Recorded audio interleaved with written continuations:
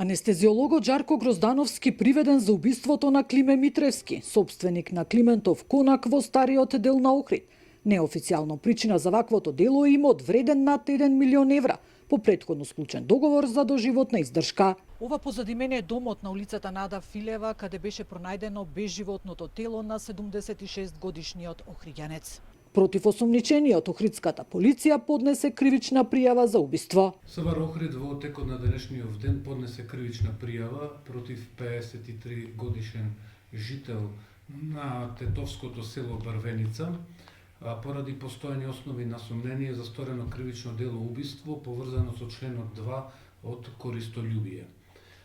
Именно после добивањето на информацијата во текот на вчерашниот ден за пронаоѓање на безживотното тело на 76 годишниот охриѓанец во неговиот дом, СВР Охрид во координација со Министерството за внатрешни работи, во координација со јавниот обвинител и со СВР Тетово, превзедовме опсежни мерки, оперативни активности кои што резултираа со пронаоѓање на лице како можен сторител на кривичното дело убиство. Од СВР Охрид вела дека станува збор за лице кое е добро познато на полицијата. Името на Жарко Гроздановски од Брвеница се поврзува и со настан кога бил уапсен во 2019 во својство на лидер на организацијата Христијанско братство, кој со видеоснимка објавена на социјалната мрежа Facebook му се заканува на поранишниот премиер Зоран Заев и на сите останати членови на владата. Се работи за лице кое што е од тетовското село Брвеница на возраст од 53 години,